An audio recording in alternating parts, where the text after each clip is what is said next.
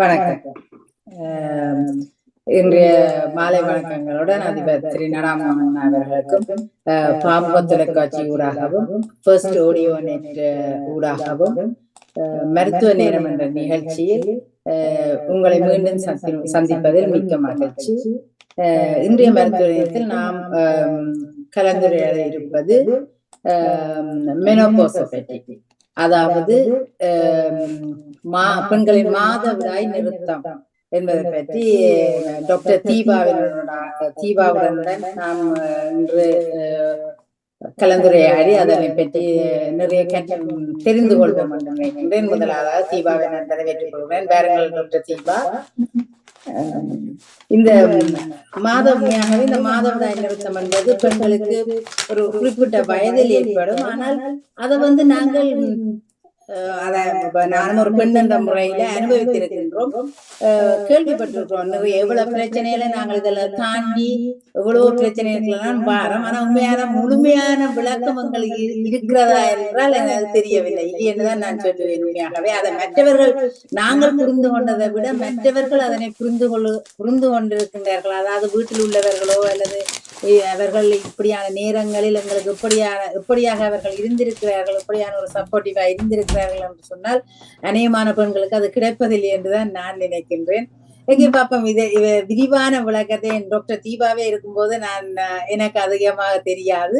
Doctor தீபாவிடமாகவே எல்லா விடயங்களையும் நான் இன்றைக்கு அறிந்து கொள்வோம் என்று இருக்கின்றேன். அது நேயர்கள் ஆகிய உங்களுக்கும் அது ஒரு உதவியாக பிரயோசனப்படக்கூடியதாக இன்று இருக்கும் என்ற நம்பிக்கையோடு தீபா அவர்களை முதலாவது கேள்வியாகவே இந்த மாதவிடாய் நிறுத்தம் என்றால் என்ன? முதலாவது கொஸ்டினே அதைத்தான் நான் நினைக்கிறேன். மாதவிடாய் நிறுத்தம் என்றால் என்ன? இது எந்த வயதில பொதுவாக ஏற்படுகிறது? ஓகே, இந்த மாதவிடாய் நமக்கு எல்லாருக்கும் தெரியும். ஃபீமேல் ரீப்ரொடக்டிவ் பார்ட்ஸ் என்னன்னு, நம்மளோட கருப்பை, யூட்ரஸ், அதுக்கப்புறம் டியூப்ஸ், ஃபெலோப்பியன் டியூப், அதுக்கப்புறம் முட்டை கோஷங்கள்னு சொல்லுவாங்க. கரு முட்டை இருக்கிறது, ஓவரீஸ்ன்னு சொல்லுவாங்க. இதுதான் நம்மளோட ஃபீமேல். அப்புறம் வெஜைனா கீழே இருக்குது. இது நம்மளோட ஃபீமேல் ரீப்ரொடக்டிவ் பார்ட்ஸ். ஸோ உங்களோட முட்டை கோஷங்கள் எஸ்ட்ரோஜன், ப்ரொஜெஸ்ட்ரான்ன்ற 2 சுரப்பிகளை சுரக்கும். எதுலேருந்து வருதுன்னா அந்த முட்டை கோஷத்துக்குள்ள இருக்கிற முட்டையிலேருந்து வரும். சரியா? ஸோ உங்களுக்கு நம்ம பிறக்கிறதுக்கு முன்னாடியே நம்ம முட்டை கோஷங்கள் நிறைய முட்டை இருக்கும், மில்லியன் கணக்கில் முட்டை இருக்கும். நம்ம பிறக்கும் போது அது கொஞ்சமாக குறைய ஆரம்பிக்கும். அதுக்கப்புறம் நமக்கு பீரியட்ஸ் வர ஆரம்பிச்சதுலேருந்து கொஞ்சம் கொஞ்சமாக குறைய ஆரம்பிக்கும். அப்புறம் 40 வயசுக்கு அப்புறம் அந்த முட்டை கோஷத்துக்குள்ள இருக்க அந்த முட்டையில இன்னும் குறைய ஆரம்பிக்கும். அந்த முட்டை இருந்தால் தான் நமக்கு அந்த ஹார்மோன்ஸ் வரும், எஸ்ட்ரோஜன் அண்ட் ப்ரொஜெஸ்ட்ரான். ஸோ அந்த எஸ்ட்ரோஜன் ப்ரொஜெஸ்ட்ரான் அந்த சுரப்பிகள் கம்மி ஆக ஏன்னா அந்த எஸ்ட்ரோஜன் ப்ரொஜெஸ்ட்ரான் தான் நம்மளோட கரு இருக்கு இல்லையா, நம்ம கருப்பை இருக்கு இல்லையா, அந்த கருப்பையோட உள்ளார இருக்கிற அந்த செல்ஸை பீரியட்ஸ் ப்ளீட் பண்ண வைக்கும். ஸோ அந்த ஹார்மோன்ஸ் கம்மியாக இருக்கும்போது உங்களுக்கு ப்ளீடிங் வராது. ஸோ அதனால தான் உங்களுக்கு ப்ளீடிங் நிற்குது. ஸோ மெனோபாஸோட டெஃபினேஷன் என்னன்னா, உங்களுக்கு பீரியட்ஸ் வராமல் இருக்கிறது, அட்லீஸ்ட் 1 வருஷத்துக்காச்சும் பீரியட் வராமல் இருக்கும். அதுதான் definition of menopause, where you do not have a periods at least for 12 months. நன்றி. இது எத்தனை வயசுல, பொதுவாக எத்தனை வயசுல இது ஏற்படுகிறது? யூஸ்வலா ஜெனரலா சொல்றது 51 வயசுல. அது பால் பாக் ஃபிகர். ஆவரேஜா 51 வயசுல இருக்கும். பட் நான் சில பேர் பார்த்துருக்கேன் 54 வயசுல கூட உங்களுக்கு பீரியட்ஸ் வந்துட்டு இருக்கு. 45 வயசுக்கு முன்னாடி வந்ததுன்னா அது ப்ரீமெச்சூர் மெனோபாஸ்ன்னு சொல்லுவாங்க. அது 45 வயசுக்கு மேல வரலாம் பை டெஃபினிஷன். ஸோ 45 வயசுல இருந்து எப்போனா வரலாம் உங்களுக்கு மெனோபாஸ். பட் ஜெனரலா 51. பட் நிறைய பேருக்கு அந்த லேட் 40ஸ்லயும் வர சான்ஸ் இருக்கு. பட் 45க்கு கீழே வந்ததுன்னா, அதுக்கு முன்னாடியே வந்ததுன்னா அது ப்ரீமெச்சூர் மெனோபாஸ்ன்னு சொல்லுவாங்க. அப்படின்னு இதன் அறிகுறிகள், இதை நாங்கள் அறிகுறிகள் தென்படும், நாங்கள் எப்படி அறிஞ்சு கொள்ளலாம் இது நிக்கத்தான் போகுது அப்படி என்பதை? ஓகே, நான் அதுக்கு முன்னாடி உங்களுக்கு ஒரு ஸ்லைட் காமிக்கிறேன். தெரியுதா அந்த ஸ்லைட் உங்களுக்கு? நான் காட்டின ஸ்லைட் தெரியுது? என்னோட பேர் தெரியுதா அதுல? ஓ, தெரியுது தீபா. ஸோ முதல்ல எங்கெல்லாம் அந்த நான் சொன்னேன்ல, அந்த எஸ்ட்ரோஜன் ப்ரொஜெஸ்ட்ரான் அந்த 2 சுரப்பிகள் சுரக்கும்னு சொன்னேன் இல்லையா, ரிசெப்டர்ஸ் அந்த சுரப்பிகளை உள்வாங்குற செல்ஸ் உடம்புல எல்லா இடத்துலயும் இருக்கு, தலையில இருந்து கால் வரைக்கும் இருக்கு. ஸோ உங்களுக்கு சிம்டம்ஸ் ஆரம்பிச்சதுன்னா தலையிலேருந்து கீழே வரைக்கும் சிம்டம்ஸ் வரும். ஓகேங்களா? ஸோ நீங்கள் கேட்டீங்க எந்த மாதிரி அறிகுறின்னு. காமனஸ்ட் அறிகுறி வந்து ரொம்ப டயர்டாக இருக்கிறது. பீரியட்ஸ் வந்து இர்ரெகுலராக வரும், மாதம் மாதம் வராது. சில பேருக்கு வந்து ஒரு ஒரு ஒரு மாசத்துல 2 வாட்டி வரலாம். சில பேருக்கு வந்து விட்டு விட்டு வரலாம். பீரியட்ஸ் வந்து லைட் ஆகுறது. ஸோ இது வந்து நீங்க இந்த ஸ்லைட பாத்தீங்கன்னா யூட்ரஸ்ல இருக்குது. ஓகே, இந்த கர்சர் என்னோட கர்சர் மூவ் ஆகுது தெரியுதா? யா. So uterus Yes. இது காமன் சிம்டம். உங்களோட பீரியட்ஸ் வந்து பாதிக்கப்படும். அதான் ஃபர்ஸ்ட் சிம்டம். பட் நீங்க பாருங்க பிரெயின்ல இருக்க ரிசெப்டர்ஸ். ஸோ பிரெயின்ல ரிசெப்டர்ஸ் அது வந்து கம்மியாச்சுன்னா உங்களோட தூக்கம் பாதிக்கப்படும். அதுக்கப்புறம் உங்களோட டெம்பரேச்சர், உடம்பு டெம்பரேச்சரை மேனேஜ் பண்ற ரிசெப்டார்ஸும் எஸ்ட்ரோஜனை பார்த்துட்டு தான் உட்காந்துட்டு இருக்கு. ஓகேங்களா? அது டிபெண்ட் ஆன் எஸ்ட்ரோஜன். ஸோ உங்களுக்கு வந்து ஹாட் ஃபிளஷஸ் வரும், ரொம்ப சூடா இருக்க மாதிரி இருக்கும், அப்புறம் ரொம்ப வேர்க்கும். இந்த நைட் ஸ்வெட்ஸ் அண்ட் ஹாட் ஃபிளஷஸ்ன்னு சொல்லுவாங்க. அதுக்கப்புறம் அகேன் பிரெயின்லேயே இருந்தால் டயர்ட் ஆகுறது, பிரெயின் ஃபாக்னு சொல்லுவாங்க, மறக்கிறது, வார்த்தைகளை மறக்கிறது, சில கொஞ்சம் ஞாபக மறதி ஆகுறது, அது மாதிரி. ஸோ இது தெரிஞ்ச சிம்டம்ஸ். சில பேருக்கு வந்து ஹார்ட் படப்படன்னு அடிக்கும். அப்புறம் வந்து உங்களுக்கு வந்து என்ன சொல்றது, தொப்பை அதிகமாக போடும். ஏன்னா அவங்க எஸ்ட்ரோஜன் நிறைய இருக்கிறச்ச உங்களோட கொழுப்பை வந்து உங்களோட பிரெஸ்ட்லயும் உங்களோட பட்டக்ஸ்லயும் வைக்கும். பட் மெனோபாஸ் ஆக ஆக அது வந்து அங்கே வைக்காது, அது வந்து உங்களோட வயிற்றுல தான் வைக்கும் அந்த ஃபேட்டை. அதனால வந்து வெயிட் போடுறதுன்னு சொல்லுவாங்க. பட் காமனாக சொல்றது வந்து டாக்டர் எனக்கு டயர்டாக இருக்கு, என்னோட பீரியட்ஸ் வந்து கம்மியாக வருது, எனக்கு வந்து பிரெயின் ஃபாக் இருக்குது, எனக்கு வந்து மெமரி ப்ராப்ளம் இருக்குது, எனக்கு வந்து லாஸ் ஆஃப் லிபிடோன்னு சொல்லுவாங்க. they don't want to have sex because they don't feel in the mood to do that. ஏன்னா அதுக்கப்புறம் வந்து மூட் ஸ்விங்ஸ், ரொம்ப ஆங்ஸைட்டியா இருக்குது, ரொம்ப அழுகிறது, அடிக்கடி அழறது. ஸோ இதெல்லாமே சிம்டம்ஸ், ஏர்லி சிம்டம்ஸ். உங்க இது வந்துச்சு, அதான் நான் சொன்னேன். அப்படி என்று சொன்னால் இப்ப நான் கேட்கணும்னா இது எல்லாமே எங்களோட அறிகுறிகளாக நாங்கள் எடுத்துக்கொள்ளலாமா? எஸ், அடுத்தது இதான் அறிகுறி. எஸ், இது எல்லாமே அறிகுறி Okay. irregular periodல இருந்து. நன்றி நன்றி. இந்த மாதவிடாய் நிறுத்தத்தை இப்ப நீங்க உறுதிப்படுத்தினாப்புல நாங்கள் ஏதாவது பரிசோதனைகள் இங்கு செய்ய வேண்டுமா? பரிசோதனை பண்ணணும்னு அவசியம் இல்லை. ஏன்னா இப்போ நிறைய பேருக்கு வந்து இப்போ மெனோபாஸ்க்கு முன்னாடி ஒரு மெனோபாஸ்க்கு முன்னாடி பெரிமெனோபாஸ்னு ஒரு பீரியட் இருக்கு. பெரிமெனோபாஸ்னா உங்களோட நார்மல் பீரியடுக்கும் உங்களுக்கு மெனோபாஸ் வர்றதுக்கான காலகட்டத்துக்குள்ள நடக்கிறது தான் பெரிமெனோபாஸ். அந்த டைம்ல தான் உங்களுக்கு இந்த சிம்டம்ஸ் எல்லாம் வர ஆரம்பிக்கும். ஓகேங்களா?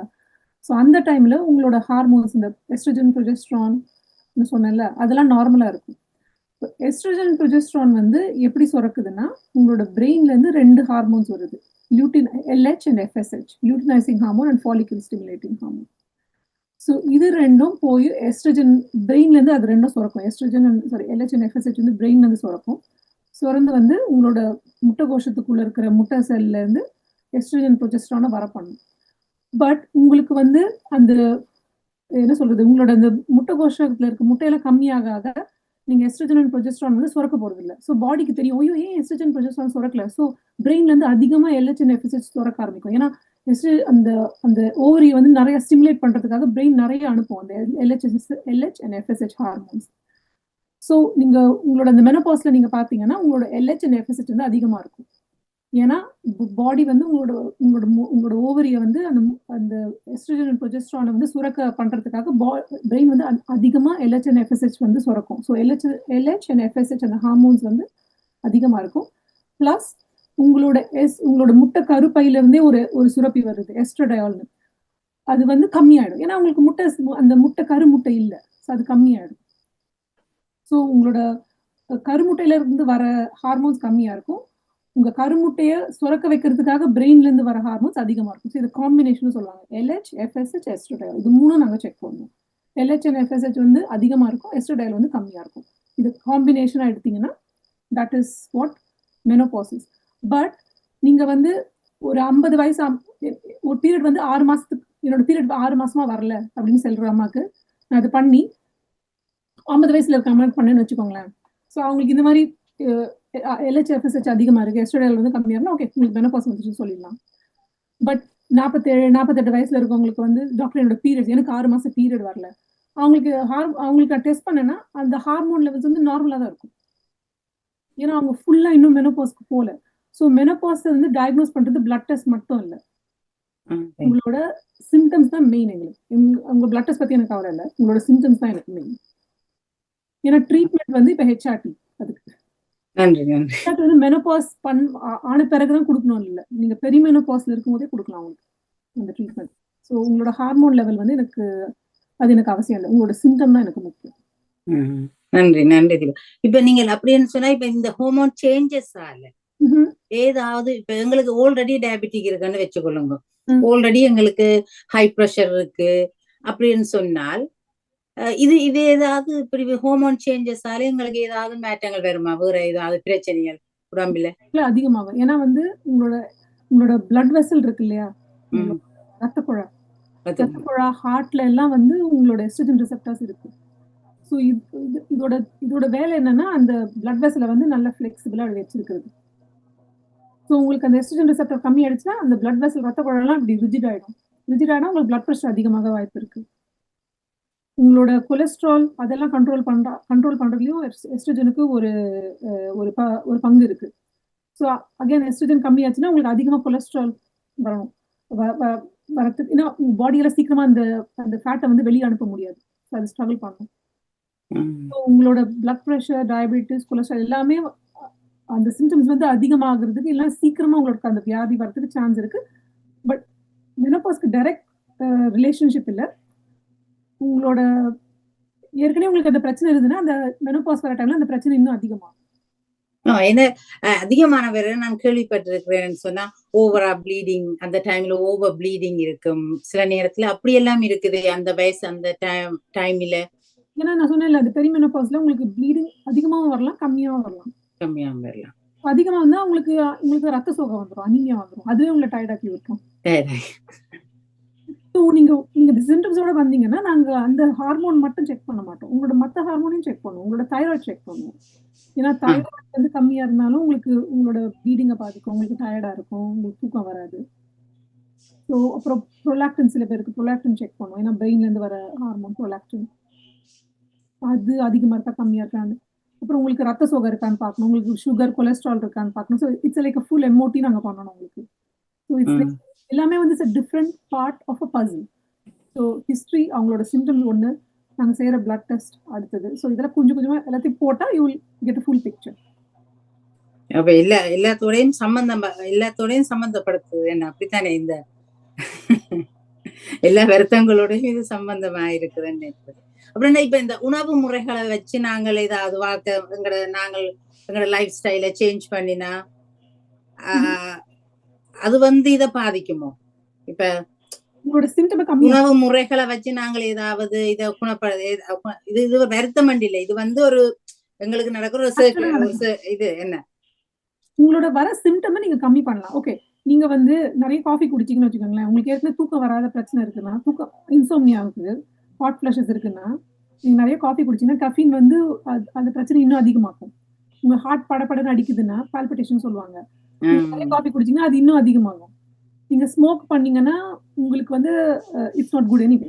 ஸ்மோக் பண்ணா உங்களுக்கு இருக்கு, அதுவும் தூக்கத்தை பாதிக்கும், உங்களோட மூடை பாதிக்கும், உங்களோட பிளட் ப்ரெஷர், கொலஸ்ட்ரால், சுகர் எல்லாம் அதிகம் பண்ணும். அப்புறம் நீங்க வந்து டைமுக்கு சாப்பிடலன்னா, உங்களை லேட்டா சாப்பிடுறது, கம்மி நேரம் தூங்குறதுன்னா உங்களோட கார்டிசால், உங்களோட ஸ்ட்ரெஸ் ஹார்மோன் அதிகமாகும், கார்டிசால். அதை வந்து பேலன்ஸ் பண்றதுக்கு உங்க எஸ்ட்ரோஜன் இல்லை, அதிகமாக பாதிமாக. அப்புறம் உங்களுக்கு பிளட் ப்ரெஷர், கொலஸ்ட்ரால், டயபெட்டிஸ் அதிகமாகும், ஹார்ட் அட்டாக் வர சான்ஸ் அதிகமாகும். அண்ட் உங்களுக்கு வந்து தொப்பை வைக்கும், கார்டிசால் அதிகமான உங்களுக்கு தொப்பை பெருசாகும். ஸோ நீங்க சொல்ற மாதிரி நீங்க உணவு வாழ்க்கை முறையை, நீங்க சரியான உணவு வாழ்க்கை முறையை கடைபிடிச்சீங்கன்னா இந்த மெனோபாஸ் சிம்டத்தை கம்மி பண்ணலாம். நீங்க கட்டாயம் கம்மி பண்ணலாம். ஏன்னா இப்ப எல்லாம் ஃபேஷன்னா எல்லாரும் ஹெச்ஆர்டிக்கு போறாங்க. 43 வயசுல இருந்து நாங்க ஹெச்ஆர்டிக்கு ஆரம்பிச்சு விடுறோம். டாக்டர் எனக்கு வந்து இப்படி சிம்டம்ஸ் இருக்கு. ஏன்னா எல்லாரும் வந்து ஸ்ட்ரெஸ்ஃபுல் லைஃப், நிறைய வேலையை செய்ய, எவ்ரிபடி கேன் டூ எவ்ரிதிங் என்ற மாதிரி வந்துருச்சு. Social media, there is no rest for the brain, they get stressed and எல்லாமே வேலைக்கு போறாங்க, குழந்தைங்களை பார்த்துக்கணும், வேலை பண்ணணும், ஸோ மச். ஸோ இந்த சிம்டம்ஸ் அந்த காலத்துல நம்ம அம்மா அப்பாலாம் வந்து அம்மாங்கெல்லாம் வந்து அவங்க பொறுத்துக்கிட்டாங்க, ஏன்னா they had help and everything. இங்க போய் எல்லாமே நம்ம தான் செய்யணும், இந்த வெளிநாட்டுல இருக்கிற டைம்ல. ஸோ அந்த டைம்ல நம்ம தூங்காம இருக்கிறது, டயர்டா இருக்குது, அவங்களால மேனேஜ் பண்ண முடியாது. So we give the HRT. நான் வந்து என்னோட அம்மா வந்து எடுக்கல HRT. ஸோ எனக்குன்னா நான் வந்து I don't say medicine is the only thing. Life style is super important. நீங்கள் HRT எடுக்கிறீங்களோ இல்லையோ, life style is very very important.